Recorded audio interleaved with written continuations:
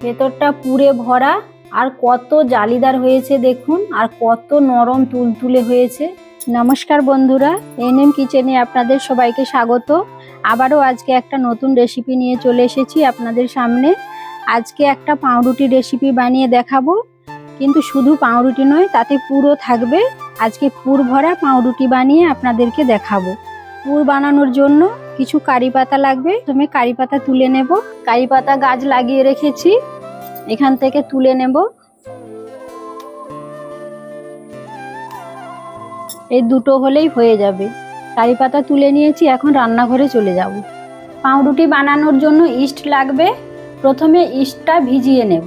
প্রথমে আমি কিছুটা পরিমাণ গরম জল নিয়ে নেব। এখানে আমি হাফ বাটিরও কম গরম জল নিয়েছি, আর আঙুল সহ্য করতে পারবে এরকম গরম নিতে হবে জলটা। পাউরুটি বানানোর জন্য ইস্ট লাগবে, আর প্রথমে আমি ইস্টটা ভিজিয়ে নেব। ইস্ট ভেজানোর জন্য গরম জল নিয়ে নেব। এখানে আমি হাফ বাটিরও কম গরম জল নিয়েছি, আর আঙুল সহ্য করতে পারবে এরকম গরম নিতে হবে জলটা। গরম জলের মধ্যে ইস্ট দিয়ে দেব। এটা ড্রাই ইস্ট 1 চামচ দিয়েছি, আর 1 চামচ চিনি দিয়ে দেব। ভালো করে মিশিয়ে নেব। ইস্টটা এখন ঢেকে রেখে দেব। ইস্টটাকে 2 ঘন্টার জন্য ঢেকে রেখে দেব। এখন আমি পুর বানিয়ে নেব। চুলোটা জ্বালিয়ে নিয়েছি, এখন কড়াই বসিয়ে দেব। কড়াই গরম হয়ে গেছে, কড়াইতে সরষের তেল দিয়ে দেব। তেল গরম হয়ে গেছে, তেলের মধ্যে কালো সরষে দিয়ে দেব। এখানে কারি পাতা নিয়েছি, কারি পাতা দিয়ে দেব। কারি পাতাটা একটু তেলের মধ্যে নেড়ে নেব। আদা কুচি দিয়ে দেব, কাঁচা লঙ্কার কুচি দিয়ে দেব, ধনে পাতা কুচি দিয়ে দেব, জিরে গুঁড়ো দেব, ধনে গুঁড়ো দেব, হলুদ গুঁড়ো দেব। সব কিছু একটু মিশিয়ে নেব ভালো করে। আলু সেদ্ধ নিয়েছি, দিয়ে দেব।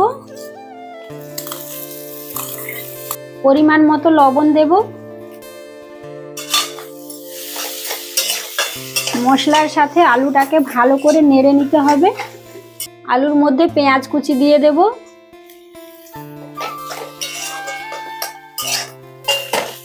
পুরটা আমার বানানো হয়ে গেছে, এখন নামিয়ে নেব। একটু শুকনো শুকনো করে নিয়েছি পুরটা, বেশি শুকনো করলে হবে না। এই অবস্থাতেই নামিয়ে নেব।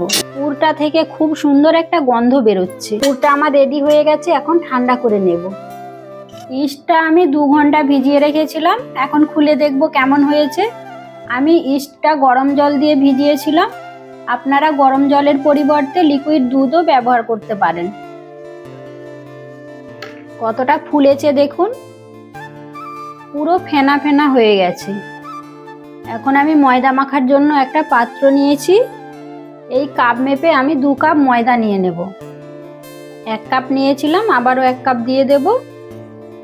পাত্রের মধ্যে আমি 2 কাপ ময়দা নিয়েছি, ওর মধ্যে সামান্য একটু লবণ দিয়ে দেব। 1 চামচ মতো চিনি দেব, কারণ এতে ইস্ট দেব। ইস্টের মধ্যে চিনি দেওয়া রয়েছে, সেজন্য এখন আমি 1 চামচ চিনি দিয়েছি। ময়দার সাথে শুকনো উপকরণগুলো ভালো করে মিশিয়ে নিয়েছি। এখন ময়দার মধ্যে ইস্ট দিয়ে দেব।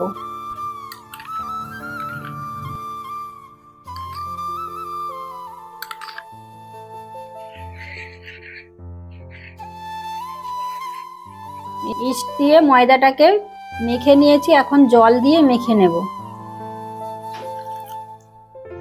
অল্প অল্প জল দিয়ে মাখতে থাকবো।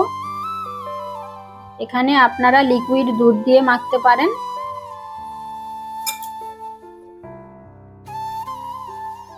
জল দিয়ে ময়দাটা আমি মেখে নিয়েছি।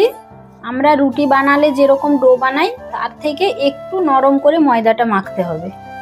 এই দেখুন ময়দাটা আমি কেমন করে মেখেছি। এরকম করে ময়দাটা মেখে নিতে হবে। এখন সাদা তেল দিয়ে দেব। ডোয়ের মধ্যে ভালো করে সাদা তেলটা লাগিয়ে নেব। এই যে এখানে আমি একটা বড় প্লাস্টিক নিয়েছি, এই প্লাস্টিকের মধ্যে পাত্রটাকে ভরে নেব। এরপর ভালো করে বেঁধে নেব। একটুও যেন না বাতাস এর ভেতরে প্রবেশ করতে পারে। প্লাস্টিকটা ভালো করে বেঁধে নিয়েছি। এরকম অবস্থাতে এখন রেখে দেব 20 থেকে 25 মিনিটের জন্য। এরকম ভাবে রেখে দেব। 25 মিনিট হয়ে গেছে। এখন প্লাস্টিকটা খুলে নেব।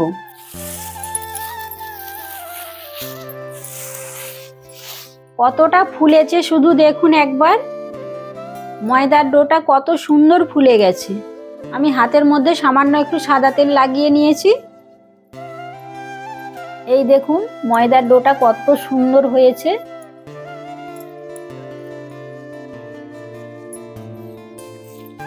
ভালো করে একটু মেখে নেব। এই ময়দার ডোটাকে আমি 3 ভাগে ভাগ করে নেব।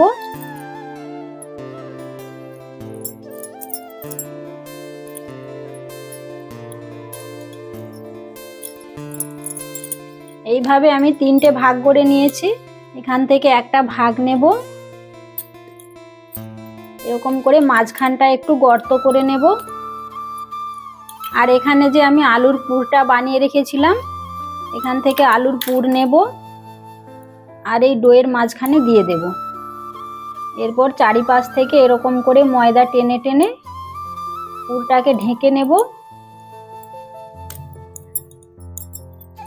এরপর এইভাবে গোল করে নেব। একটা আমার বানানো হয়ে গেছে। এইভাবে সবগুলো বানিয়ে নেব। সবগুলো আমার বানানো হয়ে গেছে। আর যে পাত্রে আমি রুটিটা ভাপাতে দেব সেই পাত্রের মধ্যে সাদা তেল লাগিয়ে নেব। ভালো করে পাত্রের মধ্যে তেলটা কিন্তু লাগাতে হবে, না হলে কিন্তু রুটিটা তলাতে লেগে যাবে। ভালো করে তেল লাগিয়ে নিয়েছি। এখন এখান থেকে রুটিগুলো তুলে এই পাত্রের মধ্যে দিয়ে দেব।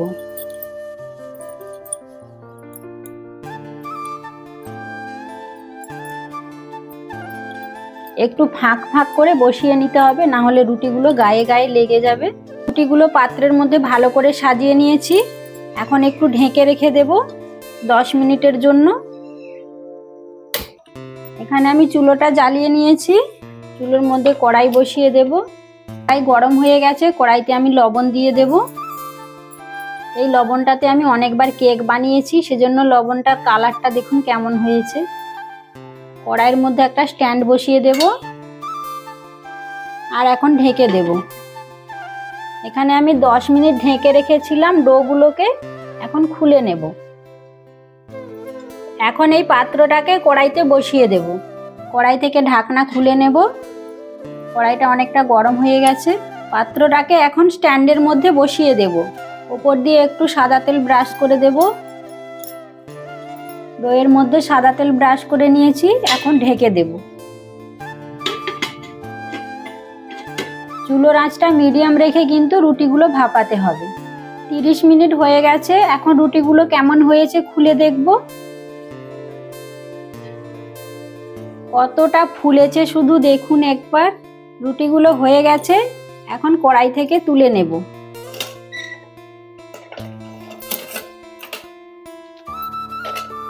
রুটিগুলো গরম রয়েছে, ঠান্ডা করার জন্য রেখে দেব।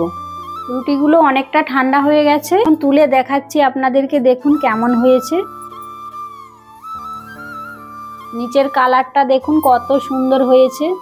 এর ওপরটা সাদা রয়েছে, কারণ এর মধ্যে আমি লিকুইড দুধ বা ডিমের কুসুম কোনোটাই আমি ব্রাশ করে দিইনি, সেজন্য সাদা রয়েছে। কত সুন্দর রুটিগুলো হয়েছে দেখুন। ভেঙে দেখাচ্ছি দেখুন ভেতরটা কেমন হয়েছে।